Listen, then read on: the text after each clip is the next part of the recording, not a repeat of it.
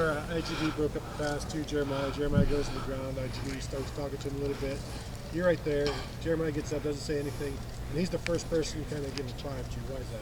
Oh, In red zone. on 4? On Jeremiah? I mean, because it's great competitive excellence, man. They go at it. We get each other better. Excellent football player, man. So I always got to make sure, we keep those guys' confidence. They do the same with us.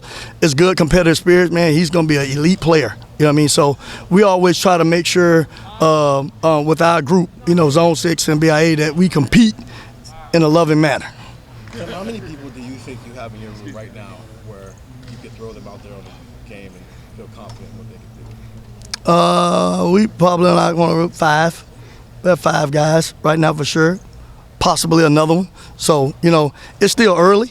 So you'll know a little bit more a week from now. You know what I mean? When you start playing, scrimmage a little bit and get into some other situations. Because now, you know how it is about can you do it over a period of time? You know what I mean? Can you stack 6, 7, 8, 9 days in a row to see if we can, what we got? Could be, he's in that mix of stuff. You know what I mean? It's got to play out a little bit more. Like I said, because you got to do it over time, man. You got to make sure it's a true eval on how it's going on all situations and all days stacked up. Have you ever had a room like that? Talking about how there's a bit of concern with the nickel depth. Is there concern in your eyes, and where are you at with that position? No, there's no concern with our depth. We're fine. We got a lot of guys that play that spot. We've been, just been moving guys there throughout spring, and we did it during camp. So our depth is fine there. And where's Lorenzo at his recovery? He's good. He's healthy. He's been good to go. So he has the yellow jersey on, but he's been practicing fine, and he's good to go. You've been doing this for a long time. Mm-hmm. There's 5 guys in a room. I think that's like 9 guys in cornerback wide. Have you ever had a room that deep in terms of playable guys who are game ready? No, we got a deep room. We got guys that have experience. We got some good upcoming young guys that have talent. They got to gain experience. You're usually gonna do that through game days, But we have a good group. We have good depth. We just got to keep it going and keep growing. Where does Calvin? Most teams are happy to have one lockdown corner. It looks like you've got at least 2. How good do you feel about those guys right now? Just that whoever's against them. Yeah, we feel good. I mean, we feel good. We're going to play. We get work at practice every day against best we're going to see, man. When you start talking about those guys over there with Jeremiah, with Mac, Cardell, they got some really good dudes that we go against every day. They're different body types. You got Brandon Ennis, they're different skill sets, different lengths, different heights, different speeds. So we get really good work going against really good guys at different positions. So that'll make us feel good on Saturday going in with matchup-wise. What's that?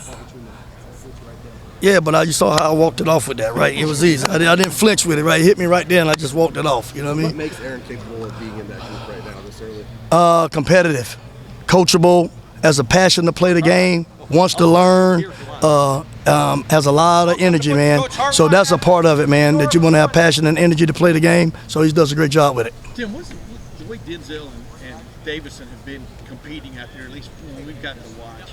What does that just tell you about the culture of your room that you've brought along here? I mean, how do you explain it? You remember, like we talked about before, we compete in everything. We're competing in our own room to see who the best players are. Yeah. You know what I mean? So we don't just compete against other guys. We compete in our room. So we have created that environment through that recruiting that you got to compete to come here. And what does it do for that room when those upperclassmen guys are doing it? You know what I mean? It just sets the tone and it sets the culture. So it kind of takes care of itself. So and if you don't do it, you're not going to fit in here. So it's going to be a problem. You know what I mean? So we try to create that competitive spirit because that's what it's going to take to go where we need to go. Going into the first several games especially, how many guys do you plan to play right now? I mean, at like the corners. I don't. Like 5 a minute ago. Yeah, I don't sure of the numbers exactly yet, but we got to play. It's a long season, so we got to start getting experience early. We're gonna move things around. We got to see how it pans out because we got to create that early so we have the depth and experience as we start going down the stretch of the season. And the only way you get experience is playing. Is there one guy that's really? Do you have an analyst can coach in practice, like kind of the off-field guys before now they can help you coach this? How are you using that with the secondary, like Aaron Duhart and some of those? Well, we use Duhart and Mike Hunter a lot to help us because they have that experience now, and Mike Hunter has, played the game. He's coached for a while. He actually played for me with the Giants, so he knows a lot of teaching styles, and he's actually been on the field full-time coach at Tulsa for a minute. So, and Duhart has been with me for a couple of years, second year now. So we use those guys in drills and meetings to help them all hands on deck approach with that, and then Brent Zadevsky helps as well, with the young guys and try to make sure everybody gets some hands-on teaching to escalate their learning. I imagine that's pretty beneficial because a year ago they were just watching film, and now they can be a little more hands-on. Is that helpful to have more guys be hands-on? Very beneficial because we can, create meetings and stuff that they can get a lot of individual work with guys what they needed with the pace going so fast in training camp. Where does Calvin fit into that mix at corner? He's in the mix of that stuff, you know what I mean? So, like I said, we got a big pool of guys, man. We trying to sort it out over time. So we're moving it around. We're giving guys chances to try to see. It's a little early right now, but I think within a week we'll kind of it'll start playing. It'll play out itself. What kind of a jump have you seen from Calvin from year one to where he is now in year two? He's growing, you know what I mean, because he's doing special teams. Because he was behind, started out when he came in, and he's kind of done increased his role more on the special teams part. On the defense, got to keep growing, got to keep coming, and in the mix, you got to keep competing every day. You know what I mean? So there's a group of guys there that we're looking to kind of see, who separate themselves within the next week and a half or so. Tim, when you have a player who's as experienced and accomplished as Denzel is, where are the areas where you look for, I guess, that little bit of growth so that he continues on that developmental plane even though he hasn't played a lot? Leadership.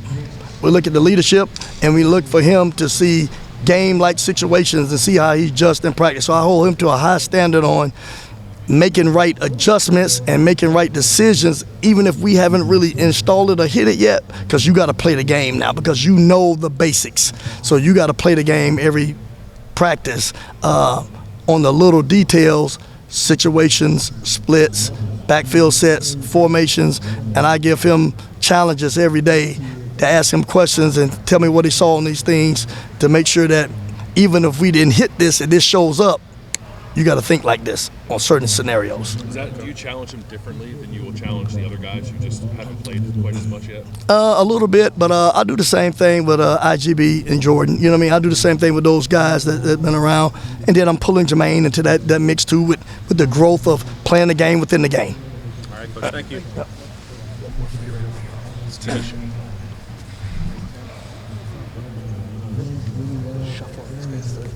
Came over, I want to